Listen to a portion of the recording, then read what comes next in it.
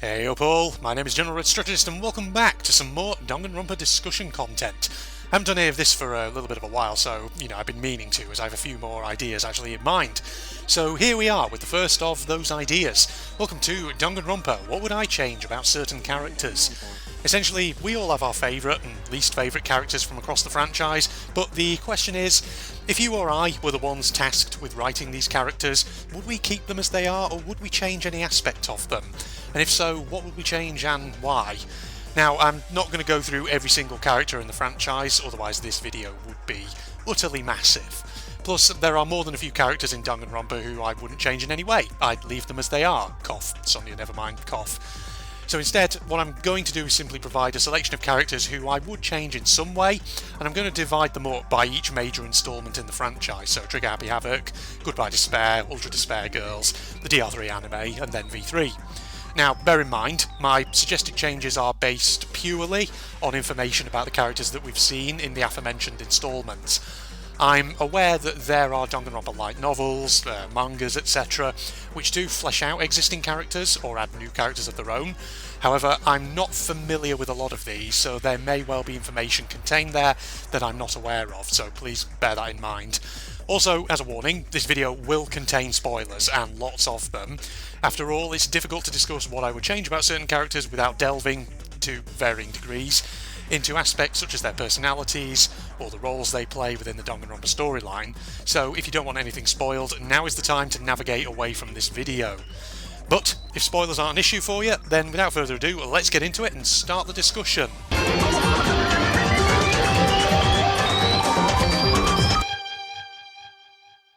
Kyotaka Ishimaru.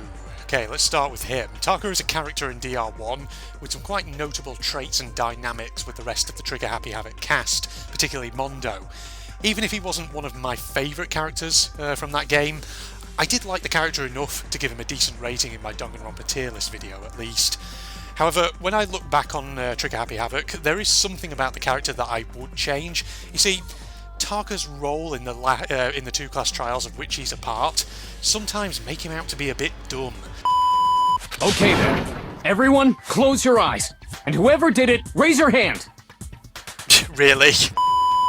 And the problem I have with that is that he's supposed to be an honour student, which to me would suggest he's an academic achiever, someone who can solve problems, deduce, reason and analyse evidence to at least a decent degree. Yet there were times where I felt like the writers kind of dumbed him down somewhat, so that is something I would definitely alter if I had the hypothetical power to do so. Aoi as a Hina. Okay, let me start out with this one by saying that Aoi is one of my favourite characters from Trigger Happy Havoc. I absolutely adore the character. She's friendly, she's one of the kindest characters in that cast, and she has a great dynamic with other individuals in the franchise, most notably Sakura. But, much like Kyotaka, there is one thing I would change about her, and that's her intelligence level. In other words, I'd make her a bit less dumb.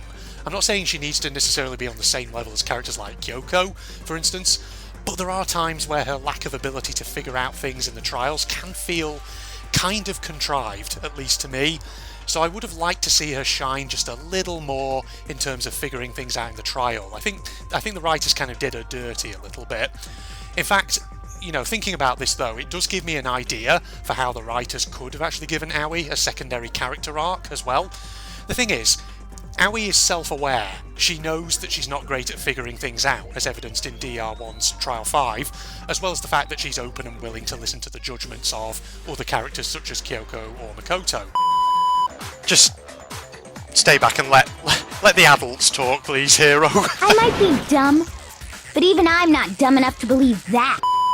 What I think therefore would have been interesting is to give Aoi an additional character arc in which she strives to become better at investigation and reasoning. For example, she could start the game painfully self-conscious of her own lack of deductive ability, perhaps even admitting to trusted characters like Sakura or Makoto that she knows people see her as a bit of a stereotypical musclehead and that she wants to change that. So over the course of the game, with the support of characters like Sakura, like Hiyoko, like Makoto, her deductive abilities could then gradually improve in a more clear, measurable manner. So that is something I would definitely think about changing about Aoi. Hifumi Yamada. Hifumi, probably one of my personal lowest rated DR1 characters. I can see what the writers were going for with him. They wanted the archetypal geek character who is socially awkward and perceived negatively by his peers, which ends up just driving him further into his own little world of hobbies and obsessions. The problem I had with Hifumi was that, as part of this characterization, the writers made him something of a pervert. Now, perverted characters can be funny and comedic rather than cringy if they're handled correctly, but in Hifumi's case, for me it just came across as awkward, and it didn't make me feel any connection to the character. So if I'd been the writer, I personally would have toned down the more perverted of Hifumi's dialogue. You can go down the route of exploring a character who is more on the social margins without the need for making them a pervert, in my opinion.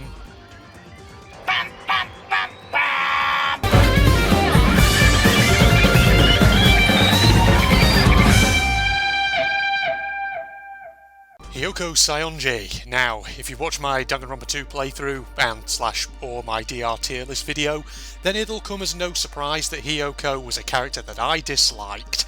And it's understandable why. I mean, after all, she's a bratty character who is absolutely insulting towards most of the cast, especially Mikan, and who also commits the sin of hurting animals. Unfortunately for Hiyoko, the little glimmers of character development that were signalled at the start of Danganronpa 2's Chapter 3 were kinda quickly snuffed out. She was one of 2 murder victims in that case, which effectively cut her character development short before it could really take off. Now, I'm not saying I would change any of the murder victims of Chapter 3, on the contrary, I personally would still keep Hiyoko as a victim. However, I would have liked to see just a bit more character development before she died. In particular, perhaps an expression of a desire to atone for her treatment of Mikan. That wouldn't necessarily have to take the form of an outright apology to Mikan, but it could be as simple as having Hiyoko privately admit to another character, whether that be Hajime for example, or someone else, that she has perhaps been terrible to her. Teru Hanamura. Now, let's be honest here, you can probably guess what I'd change about this one. It's pretty obvious. In short, I'd make him just a bit less of a borderline sex offender. Instead, I feel like he could have been made more comedically flirtatious, rather than outright predatory. And that's all I'm going to say on that one. Kazuichi Soda. Now, Soda is one of those characters in Danganronpa 2 who I have mixed feelings towards. So, in my Danganronpa tier list video, I gave him a decent rating, but I really couldn't bring myself to put him too high. On the one hand, his free time events do make him seem like a likeable, cheerful bro sort of guy who has a little bit of backstory to him, but the problem I had with his character was the constant lusting after Sonia. At first it does convey a bit of humour, but after a while for me it eventually got tiring. What have you been up to, boy? Hey, speaking of surveillance cameras, we're being constantly videotaped and wiretapped by Monokuma, right? Well, I'm kind of jealous because what does he see when he's watching... Back off. She's my waifu. What makes it even worse is that some of his lines can be quite condescending towards her, and what made it even more grating was that he never snaps out of it. No matter how clearly Sonia shows that she A, has no interest in him, and B, is getting quite tired of his behaviour, he just never seems to take the hint. So if I had the power to change Kazuichi's character, I'd try to give him more of an overt character arc in which he matures.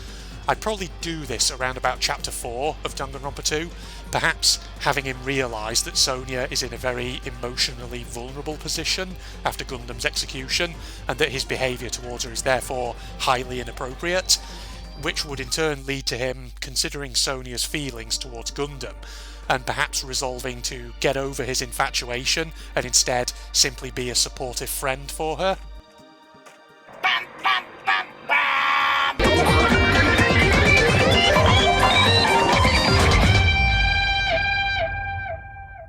So for Ultra Despair Girls, basically, I would change all 5 of the Warriors of Hope. So I'll try and keep this one as short as I can, and this may be a bit more of a controversial one. So it's not so much the characters themselves I would change, it's more their fate. In short, I would have had them genuinely killed off, one by one. So the problem I had with Ultra Despair Girls was that it sort of implies the kids die after each sort of boss fight, only then to quickly backtrack and say, oh no, actually, we don't know that they're dead, maybe they're still alive and just captured. So at the time I played Ultra Despair Girls, whenever I saw the game do that, in the back of my mind, part of me would wonder if it was because the Danganronpa writers were hoping to kind of like build up to something big, where they would bring them back and there'd be some major plot twist or revelation, or something like that where their presence would be needed. But actually, that never happened. Instead, we got the Danganronpa 3 anime, where Monika shows up again, just because she can, and so do the other 4 Warriors of Hope, only this time they appear very briefly, and now they suddenly seem to be good-ish guys, helping Kamaru. And I was sat there thinking, hang on a minute, have we just forgotten and or forgiven them for all the horrible stuff that they did in Ultra Despair Girls? In short, I just felt that the payoff from keeping them alive was very underwhelming. So, potentially controversial opinion, if I was the writer behind Ultra Despair Girls, I would not have bothered to keep them alive. I would have had them lose their demon hunting game and have to pay the price as a result. Yes, I know they're only child characters. Yes, I know they're tragic figures in a sense as well, given their backstories of horrendous abuse. But at the end of the day, Danganronpa is a franchise about death games, where victims die and perpetrators face brutal punishments, so the death of several characters would not be out of place. And again, I remind you that the Warriors of Hope are the villains of Ultra Despair Girls, and they themselves have done some truly awful crap to the people of Toa City. I suppose there's a philosophical question in this, namely, at what point does someone's actions, regardless of how old they are or how tragic their motives may be, cross a threshold beyond which there is no realistic chance or likelihood of redemption?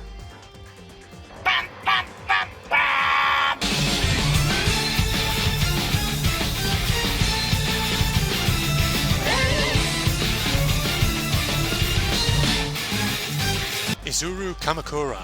Okay, so in my Danganronpa tier list video, I kind of already said what I would change about this character. Though we technically first saw Izuru in Danganronpa 2, I'm putting him here under the Danganronpa 3 anime section because it was the anime that showed us much more of him. So like I said in my character tier list, Izuru is a character I had a mixed opinion of. On the one hand, I liked the concept of a character who has been given enhanced intellectual, mental and to an extent physical capabilities as a result of a scientific experiment. But there were 2 things I wasn't so keen on, however, his personality and the way in which his talent as Ultimate Hope actually plays out. The first of those, his personality, just felt bland to me. I see what the writers were going for, but I feel like his boredom could have been depicted differently. I feel like the writers could have made him more overtly insane, driven mad by both the mind-numbing tedium of being unable to be thrilled by anything, as well as the remnants of Hajime's psyche perhaps struggling to make themselves known. The other aspect of his character that I would change is to put some limits on his talent. At the end of the day, he's still a human being, but the way the writers treated his talent made it feel like he was essentially a surgically created god, seemingly capable of doing anything and everything. This is perhaps most exemplified by the explanation given for the complete revival of those members of Class 77B who died in DR2's Killing School trip. So, whilst DR2 technically didn't outright say they were dead, it did emphasise that the chances of them ever awakening were slim as hell. But then they do come back in the Hope Arc of DR3, and to me the explanation given was really glib. Hajime, with Izuru's capabilities, was somehow able to just bring them back. I get that sometimes in Danganronpa there are certain plot points where knowing how something worked isn't always the important part, but still, even just a little more detail by way of an explanation wouldn't hurt there.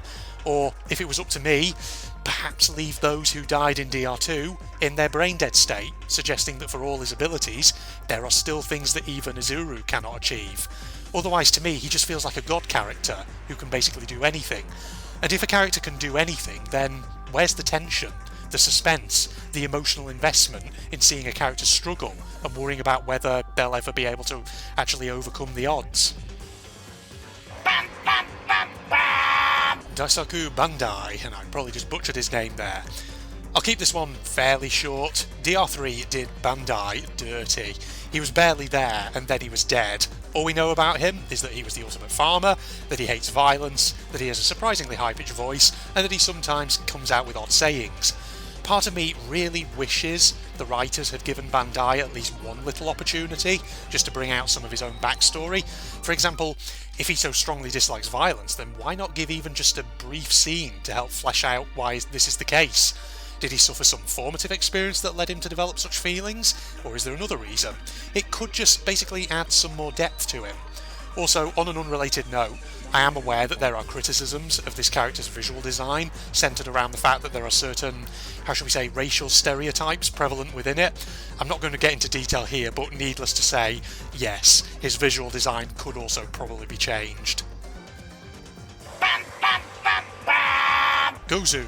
Now this one's similar to Bandai, another Future Arc character who was barely around for long before he was killed off. Gozu does admittedly get a little bit of opportunity to shine, such as when he stands up to Juzo and he helps Makoto and Aoi. However, much like Bandai, it would be good to just see a bit more of his backstory, even if just through a very brief scene. Something to just add a little more depth. Miei Gekugahara, another name that I've probably just butchered. Essentially, this is the same point I made about both Bandai and Gozu.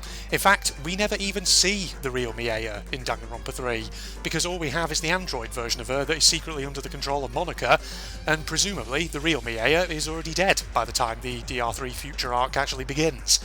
Then of course Makoto and Aoi eventually realise the Miei they see is in fact an android imposter, and after that she's just sort of forgotten. Not even a reflective or emotional scene to show us who the real Miei was. So if it was up to me, that would certainly change. We'd at least have another character mourn her passing and reflect on the real Miei.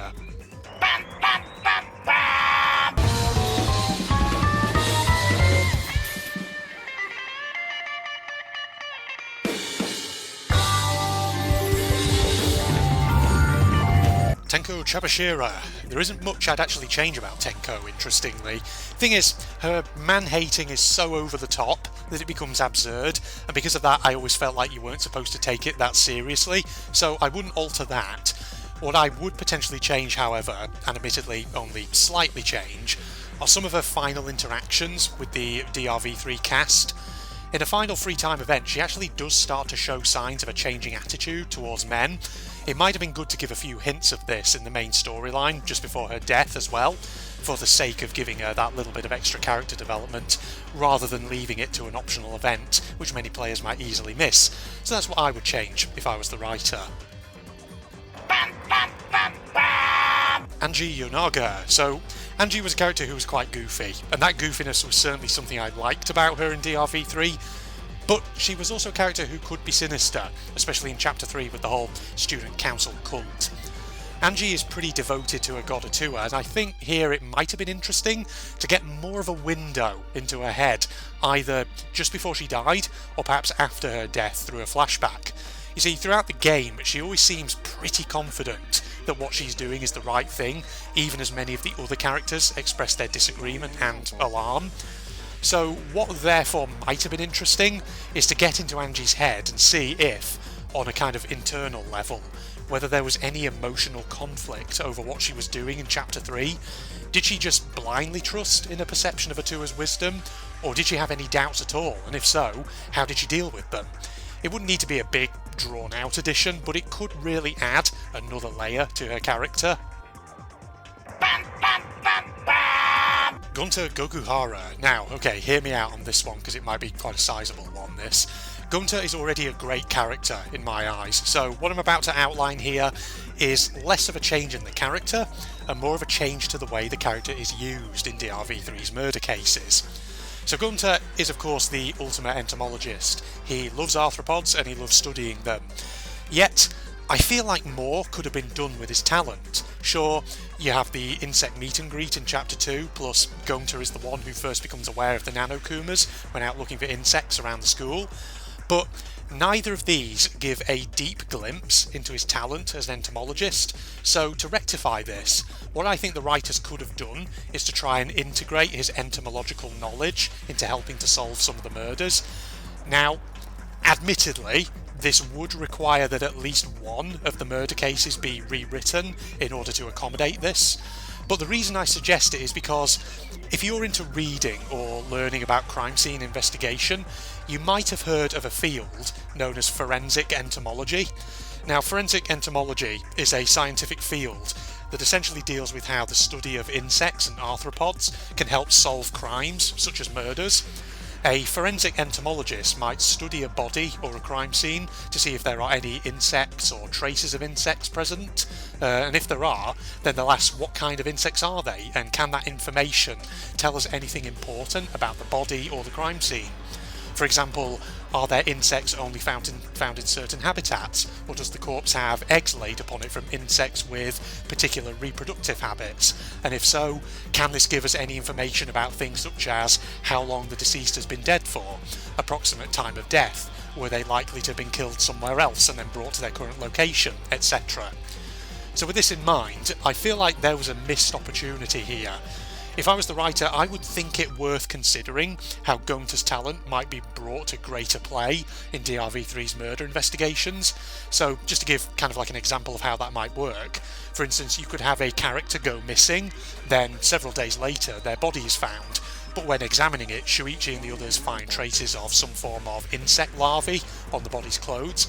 Gonta then recognises the larvae as being that of a certain insect only found in, say, damp, humid conditions, and that information then immediately tells Shuichi that at some point the deceased's corpse has been somewhere other than the room where it has been found, leading them to identify the true location of the murder.